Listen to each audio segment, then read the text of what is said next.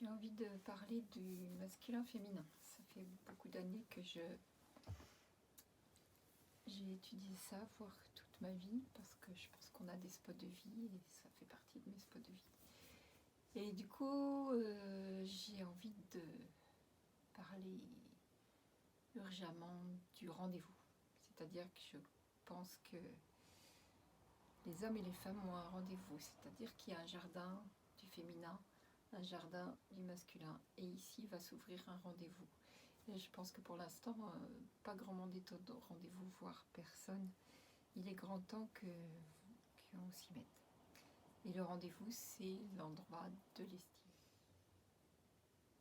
J'ai fait depuis des années une sorte de carte au trésor, en posant des questions à beaucoup de gens, pour voir dans lesquels les panneaux dans lesquels tombaient ou tombent encore les hommes et les femmes. J'ai essayé de mettre ça comme une sorte de carte au trésor parce que je pense que la rencontre véritable masculin-féminin est un vrai trésor. Voilà. Alors j'ai constaté, pour commencer, qu'il y avait un grand commencement très différent. C'est-à-dire, il y a deux routes. Il y a la route du masculin et la route du féminin. Pendant des années, j'ai dit, bon non, mes enfants, je vais les élever pareil, etc. Alors soit c'est sociologique, soit c'est intégré dans le corps, j'en sais rien, peu importe, il y a des différences. Et c'est par nos différences qu'on va réussir à s'associer et s'assembler. Donc j'ai essayé de voir les deux chemins différents. C'est-à-dire qu'un bébé qui naît, il est né garçon ou fille. Et donc déjà la différence, c'est qu'une fille est née d'une femme. Et un homme, il va être né d'une femme. Donc c'est déjà très différent. Ça, on ne peut pas le nier. Et c'est une base de données immuable, il me semble. Alors, quand ce bébé naît, il rencontre pour commencer la mère ambuleuse. C'est une des choses que j'ai identifiées comme une catastrophe planétaire. C'est un peu entre guillemets que je dis ça. Mais cette catastrophe planétaire, elle est réelle. C'est-à-dire que la maman, quand elle a un nouveau-né, elle ambule. C'est-à-dire qu'on met son bébé dans la bulle et on a bien raison parce qu'un nouveau-né, il faut l'ambuler, le protéger, proposer à tout le monde que ce qu'on veut pour lui, etc. Donc c'est vraiment l'ambulage du nouveau-né est une chose tout à fait magnifique et belle et instinctive pour la plupart des mamans. Mais l'ennui, c'est qu'on a intégré que l'amour, c'était l'ambulage. C'est-à-dire que quand le bébé a fini d'être un nouveau-né, qu'est-ce qu'on fait? On continue de l'ambuler. C'est-à-dire qu'une fois il y a un moment, il est nouveau-né, puis il y a un moment, il est bébé. Et à partir du moment où l'enfant est un bébé, il faut cesser l'ambulage. Et la plupart des femmes ne cessent pas l'ambulage. Alors l'ambulage, évidemment, pour une fille, c'est un problème parce que c'est difficile, les mamans qui s'occupent de tout, qui s'inquiètent pour tout, qui disent même moi ton cache-nez, il m'a fait une otite, il m'a fait une maladie, etc. C'est elle, c'est l'enfant. Non, le nouveau-né, oui, c'est encore un peu vous-même, mais une fois que le bébé a son énergie nouvelle, il faut la respecter. C'est-à-dire qu'on a tous une bulle d'énergie autour de nous, et il y a la bulle du bébé, et il y a la bulle de la maman. Mais c'est pas la même, une fois qu'on est un bébé. Du coup, l'ennui, c'est la différence.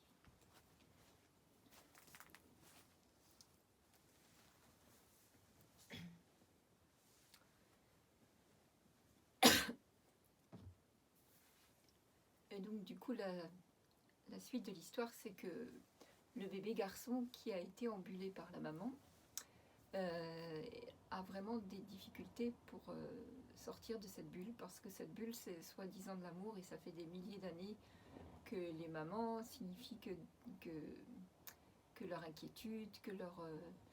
enfin, toutes ces choses on s'occupe de tout, voire on achète ses chaussettes jusqu'à pas d'âge, ou on lui lave son linge, ou pendant qu'il est encore adulte, ou etc., etc. Donc il y a ce problème énorme, et ça j'ai vraiment eu de nombreux témoignages d'hommes qui disent ah bah oui, ça c'est sûr. C'est-à-dire que même si le garçon, la fille aussi, mais le garçon, ça va poser des problèmes plus tard pour la rencontre avec le féminin, c'est certain.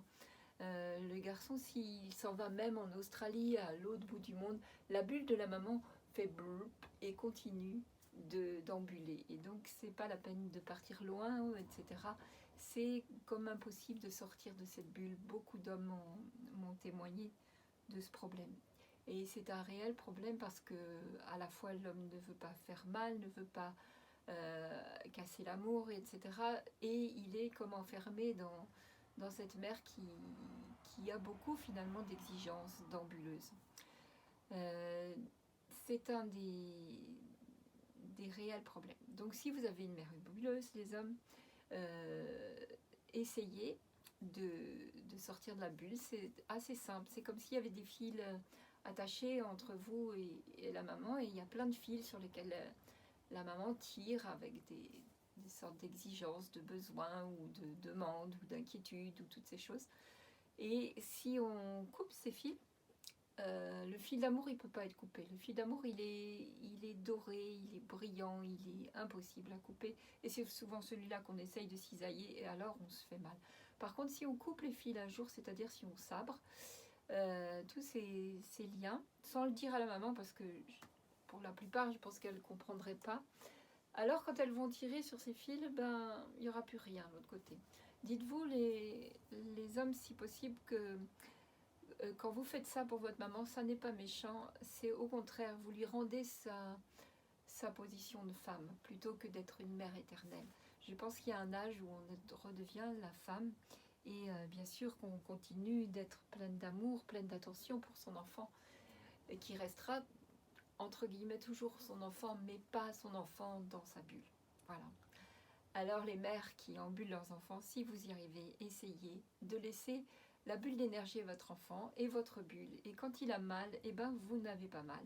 Voilà. Et alors vous pourrez avoir des attitudes certainement beaucoup plus sages et intelligentes face à l'enfant quand il a des difficultés.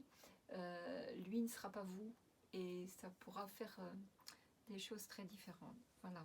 Et donc les fils ambulés sont pour beaucoup. Une fois je parlais comme ça devant un jeune Africain et je parlais de l'ambulage, etc. Et ce jeune Africain me regarde et me fait « Ah bah oui, ça c'est sûr hein. » Et vraiment, on sentait l'ambulage de la mère qui était restée là-bas en Afrique et qui continuait et qui ne s'arrêterait pas avant très très longtemps. J'ai constaté qu'il y avait des hommes très âgés qui continuaient d'être ambulés par leur mère. Voilà. Et qu'est-ce que ça donne une fois qu'on se retrouve avec sa compagne? C'est-à-dire que c'est comme un espèce de traumatisme, parce qu'il faut penser, le bébé, quand il est tout petit, il ne peut pas s'en aller avec ses petites pattes, c'est-à-dire qu'avec ses petites jambes. Une maman qui est là, qui ambule et qui finalement, entre guillemets, dévore, il y a des vieux textes qui disent, c'est assez terrible, mais en ces temps-là, les mères dévoreront leurs enfants. Bien sûr qu'on ne les mange pas, mais on mange l'énergie, on se sert de l'énergie. Mais on ne peut pas nous en vouloir non plus, parce que si je repars du côté des femmes, la femme, elle est née d'une femme, et elle est élevée depuis des générations et des générations par des femmes. Maintenant, ça change. Merci les hommes d'être près des bébés et de devenir des pères. Mais depuis des générations, on a eu ce processus de femme qui est née d'une femme, qui est élevée par une femme, avec les maîtresses d'école femmes, et il n'y avait pas de masculin. Donc il y a cet immense vide du côté des femmes, donc un grand trou où il n'y a pas de masculin. Et de l'autre côté, avec l'ambulose, il y a un grand trou. Et donc entre le grand trou et le grand trou, il y a un réel problème. Et il va falloir qu'on s'en rende compte pour pouvoir le transformer pour les générations à venir. C'est-à-dire que déjà que les femmes prennent conscience de l'ambulage qui doit s'arrêter au nouveau-né et pas plus. Voilà. Donc on se retrouve au début de l'histoire, donc de ma grande carte au trésor, avec ce grand vide, ce manque de masculin. Et ce grand trop, ce trop de féminin, parce que le fils est élevé par la mère, voire la grand-mère qui s'occupe de tout, voire la maîtresse d'école, voire etc. Et on se retrouve avec cette envie de sortir de la bulle, mais finalement, on n'y arrive jamais parce qu'on a peur de faire mal, etc. Donc là, commence le chemin d'un petit garçon ou d'une petite fille qui est finalement fort différent. Même si aujourd'hui, on a les prémices de papa qui sont là, qui prennent les filles dans les bras, c'est très important. Les hommes, prenez les filles dans vos bras, prenez vos fils évidemment dans les bras, jouez avec eux, etc. Et alors, l'enfant va être de moins en moins dans ce grand manque. Mais on transporte ça sociologiquement dans tous les pays du monde, à mon sens. Bien sûr qu'il y a des pays où les papas sûrement prennent dans les bras, mais en tout cas en Europe, on est sacrément abîmé sur ça depuis des siècles. Donc maintenant, si on cesse cet embûlage, alors on va essayer de voir ça positivement. Les mamans nouvelles vont cesser l'embûlage, vont laisser la place au papa. La moitié de la place, n'oubliez pas les papas, c'est-à-dire quand vous prenez votre place près du bébé, vous avez la moitié exactement de la place. Certains papas sont en train de prendre la place et un peu plus.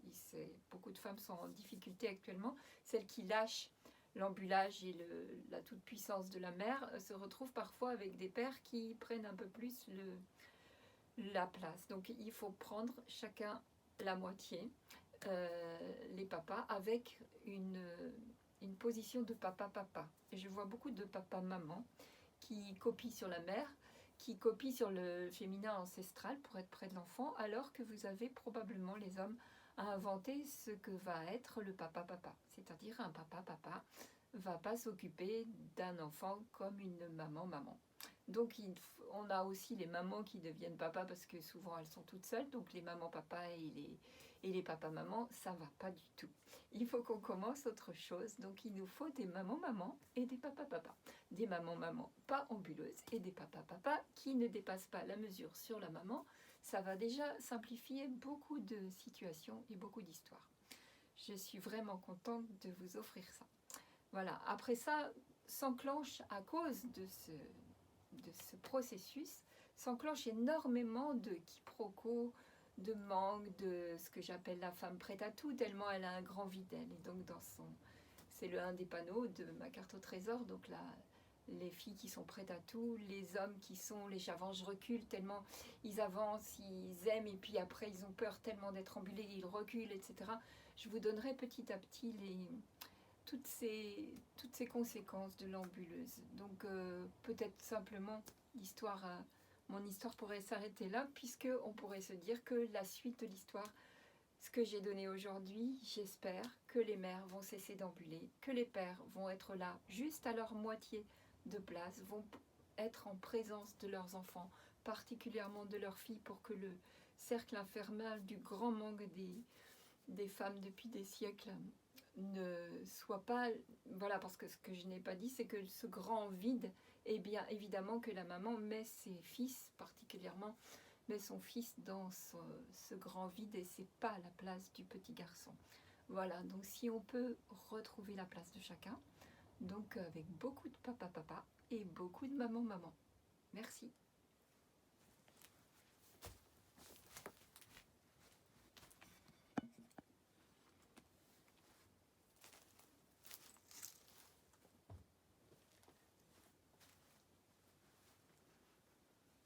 Alors, après l'histoire de l'ambuleuse, je peux continuer sur beaucoup d'autres sujets.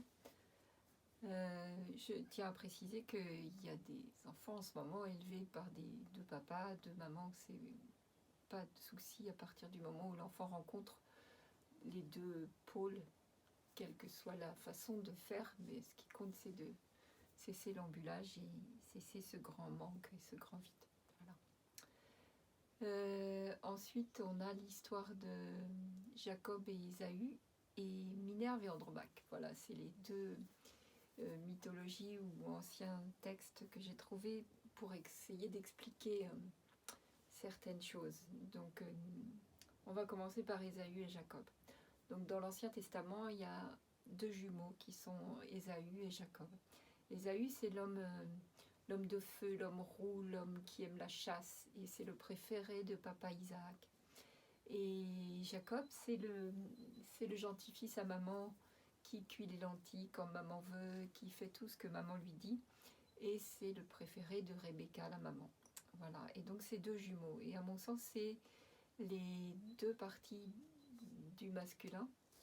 Donc un homme est probablement Ésaü et Jacob, sauf que dans l'histoire, Jacob a pris en fait le droit d'aînesse était à Ésaü depuis des milliers d'années. Et là, c'est Rebecca qui préfère son fils Jacob et elle fait à tout un subterfuge, je vous passe les détails, pour que son fils Jacob devienne l'aîné et hérite du droit d'aînesse. Donc il y a toute une histoire qu'on pourra raconter plus tard, mais en fait Jacob finit par prendre la place d'Ésaü auprès du papa Isaac qui bénit donc Jacob comme si c'était Ésaü. Et voilà. Et donc on est depuis des siècles, depuis cette histoire, en tout cas c'est une histoire parabolique évidemment, sûrement, qui est là pour nous dire que les hommes sont fils de Jacob et fils d'Ésaü, il n'y a plus. Et donc ça fait des siècles et des siècles que les hommes sont fils préférés par Rebecca, la maman. C'est-à-dire que la maman demande toujours au fils d'être gentil, de faire tout ce que les mamans anciennes, hein, je précise bien, beaucoup de mamans sont en train de changer évidemment, mais on transporte cette préférence à Jacob, c'est-à-dire le gentil garçon. Ça nous donne le prince charmant, ça nous donne tous ces hommes toujours prêts à nous sauver, etc. Ça donne beaucoup d'erreurs probablement, et surtout l'erreur principale, c'est que Ésaü n'a plus sa place. Ésaü, c'est l'homme de feu, l'homme de la chasse, l'homme qui aime tuer l'animal, c'est l'homme qui a toute cette partie animalité qu'il ne faut pas perdre. Et on a, pendant des siècles, élevé les petits garçons par des mères ambuleuses, et donc élevé des petits Ésaü et des petits Jacob, c'est-à-dire la même chose dans un petit enfant, avec la préférence pour Jacob, le gentil. Qu'est-ce qui se passe quand on écrase quelque chose d'aussi puissant que l'homme qui a cette animalité, ce côté guerrier, ce côté puissance? Quand on écrase quelque chose de très très puissant, on écrase, c'est-à-dire avec la mésestime du féminin souvent pour cette partie-là, c'est-à-dire c'est pas bien, arrête, tu me fatigues, c'est pas beau, etc. Toujours cette petite parole insidieuse et profonde et millénairement répétée, comme quoi cette violence n'est pas belle. Évidemment que la violence n'est pas belle, mais elle n'est pas belle parce qu'elle n'est pas gérée, et surtout parce qu'elle n'est pas estimée. Et donc ce manque d'estime offert à Ésaü, c'est pas un très beau cadeau, mais on écrase l'estime d'Ésaü depuis des milliers d'années. On écrase, et qu'est-ce que ça fait quand quelque chose de si puissant est écrasé? Bah ça gicle, ça se réveille, et ça fait des porte-avions, des bombes atomiques, des tours Eiffel, toutes ces choses qui montrent la puissance, mais pas avec le côté modulé et l'intelligence planétaire évidemment, parce qu'il y a comme séparation pour l'homme entre Jacob et Ésaü. Parfois, l'homme sait bien qu'il est Jacob et qu'il a envie d'aimer doucement, joliment, mais des fois, il est Ésaü. De nombreux hommes ont dit que leur Ésaü, voilà, était là évidemment, et que ça leur fait du bien quand on en parle. Donc si les hommes, ça vous fait du bien d'entendre la partie Ésaü, c'est-à-dire que c'est une partie évidemment qui peut être horrible, qui a fait les guerres, qui a fait les armes blanches, où on a tué son frère, qui a fait toutes ces choses terribles. Mais dedans, on ne peut pas tout enlever. C'est-à-dire la partie Ésaü, c'est la partie énergie magnifique. Si on lui rend l'estime et qu'on met des femmes équilibrées, je vous parlerai donc de Minerve et Andromaque après, si on met des femmes équilibrées avec leur Minerve et leur Andromaque, et les hommes équilibrés avec leur Jacob et leur Ésaü, alors on se retrouve certainement avec deux pôles tout à fait capables de s'entre-influencer et de faire un nouveau chemin de personnes beaucoup plus entières. C'est-à-dire, je pense qu'ici, on a un grand rendez-vous qui va s'ouvrir avec des femmes entières et avec des hommes entiers, et où on va pouvoir faire l'association. Dans les vieux textes aussi, il y a Adam et Ève. C'est évidemment des paraboles pour expliquer quelque chose, mais Ève a été accordée à Adam. Alors bien sûr qu'on a cru qu'elle avait été accordée pour faire le ménage, mais c'est pas du tout ça. Si on accorde deux notes de musique, c'est-à-dire si on met qu'une note de musique, do, do, do, do, do, do, do, c'est pas tellement une musique. Mais par contre, si on met une deuxième note, do, ré, ré, do, ré, ré, do, voilà, on a tout de suite une musique. Donc on a besoin de deux notes distinctes, mais qui savent s'assembler pour faire une nouvelle musique. Pour moi, la suite de l'histoire, c'est que on va ouvrir cet endroit du rendez-vous. C'est des vieux textes aussi où c'est écrit qu'il y a un rendez-vous avec un R majuscule, un V majuscule, où on va enfin amener des personnes complètes, c'est-à-dire Ésaü et Jacob équilibrés, estimés des deux côtés, ni surestimer Jacob, ni mésestimer Ésaü. Et en ce moment, on fait beaucoup de choses où on mésestime Ésaü, et c'est vraiment la clé du changement pour moi. La clé d'une grande clé de changement, ça va être de rendre l'estime à tous ses pôles. Voilà, donc Ésaü va commencer à retrouver sa place, et il pourra être probablement dirigé, parce que la force brute, comme ça, est magnifique si elle est orientée par le prendre soin que le féminin porte. Le féminin, depuis des millénaires et des milliers d'années, prend soin. Et il n'a pas su, ou n'a pas pu, en tout cas on s'en fiche de ce qui s'est passé, mais maintenant il est temps de changer ça. Voilà, le féminin a se prendre soin, et le masculin a cette espèce de grande puissance. Je sais que je fais des caricatures, hein, bien sûr, mais c'est pour expliquer une vieille histoire, et que la nouvelle, c'est pour poser des pierres nouvelles. Bien sûr que c'est peut-être un gravillon, ma fondation nouvelle, mais les fondations de notre société sont plutôt en poudre. Il n'y a plus rien où s'appuyer, il n'y a plus grand-chose qui fonctionne. Je pense qu'on va poser des fondations nouvelles. Et donc je ne prétends pas avoir une pierre énorme de fondation, mais j'ai quelques petits gravillons d'une nouvelle façon de penser. Donc on arrête d'ambuler, on arrête de mésestimer Ésaü, on lui offre l'estime. Donc je vous donne cette clé. Pour moi, une des grandes clés, c'est de retrouver l'estime. Mais c'est pas facile avec tous ces manquements de chaque côté. Donc de l'autre côté, on a Minerve et Andromaque. C'est des textes encore plus anciens. Donc Andromaque, c'est la femme vulnérable qui se donne pour sauver sa ville. Je passe tous les détails, hein. Mais pour sauver sa vie, elle se donne aux dragons, aux démons, je ne sais pas comment on les appelle, et elle donne sa vulnérabilité. Sa puissance, c'est d'être vulnérable.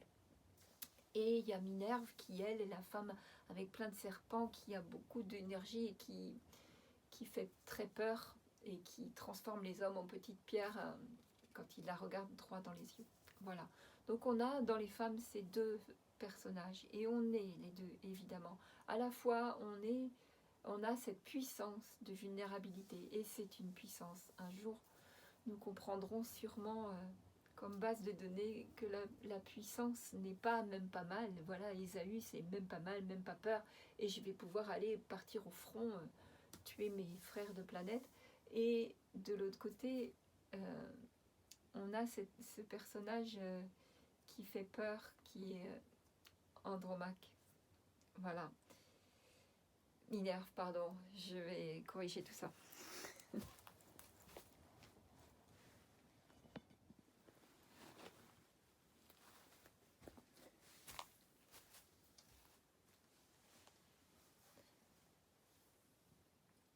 Oui, je reprends. Donc nous, on a Minerve et Andromaque, qui sont les deux pôles aussi du féminin.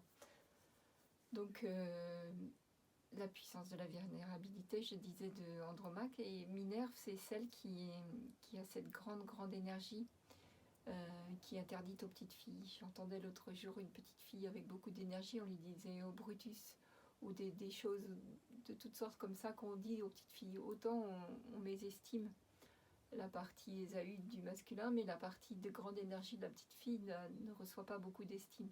Et comme elle n'a pas l'occasion, souvent, en tout cas dans les temps anciens où il n'y avait pas les papas, si on peut dire les temps anciens, espérons, la petite fille n'avait pas l'occasion d'émerger et de faire seulement sortir cette grande énergie profonde que la petite fille a tout autant que le petit garçon.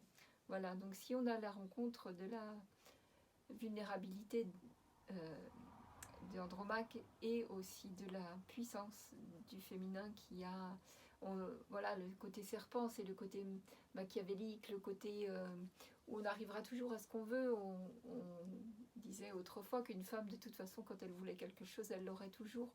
Donc si elle voulait sa cuisine nouvelle ou son manteau de vison, elle finissait par l'avoir parce qu'elle avait ce côté machiavélique qui était aussi une grande puissance. Mais aussi sa puissance d'énergie corporelle, ça fait des siècles qu'on l'avait perdu. Beaucoup de femmes sont en train de le retrouver, les femmes constructrices, les femmes... voilà, de partout on voit réémerger cette énergie féminine, enfin, qui n'est plus la petite jeune femme qui s'évanouit avec sa vulnérabilité qui ne servait pas à grand chose. Voilà, donc quand on aura retrouvé ces deux pôles, alors on va ouvrir un rendez-vous ici. Il est en train de s'ouvrir, je pense que de plus en plus de gens sont en train d'arriver au rendez-vous avec cette entièreté. Des deux côtés, on a été un peu cabossés, en tout cas nos parents, nos arrière-grands-parents ont été bien cabossés sur l'estime de toutes ces parties. Mais si on rend l'estime à chacune de ces parties, alors cette belle clé va ouvrir comme deux portes. Donc on est dans des périodes où il faut ouvrir de nouvelles portes pour de nouveaux chemins. Et ce nouveau chemin va être vraiment très très beau avec des gens, nous on dit souvent, je dis ça depuis des années, des gens contents d'être pas d'accord. C'est-à-dire que le côté de Minerve et Andromaque et Jacob et Ésaü seront peut-être pas toujours d'accord, mais justement seront contents de ne pas être d'accord pour voilà, rappeler le prendre soin, rappeler la force et la puissance, donc rappeler la joie, l'énergie, le dépassement de soi, rappeler le prendre soin, de voir plus large, plus loin, etc. Et tout ça, ça peut se tricoter. Et probablement que on sera beaucoup plus androgyne plus tard, peut-être, je ne sais pas la suite réellement, mais pour qu'on commence cette nouvelle histoire où toutes ces énergies qui sont finalement le féminin et le masculin plus que l'homme et la femme, mais on incarne par nos corps et par nos sociétés, par toute notre arrivée sur cette planète, et on n'a pas fait tout ce chemin pour rien, c'est-à-dire dans les différences, on va pouvoir associer et faire l'humain complet à mon sens. C'est-à-dire qu'on aura un humain masculin, féminin, avec des hommes et des femmes qui incarneront ça différemment corporellement et peut-être de moins en moins différemment corporellement, mais cette énergie qui est l'énergie probablement de toute la création va pouvoir se tricoter de plus en plus avec simplicité et joie de vivre, peut-être, à suivre.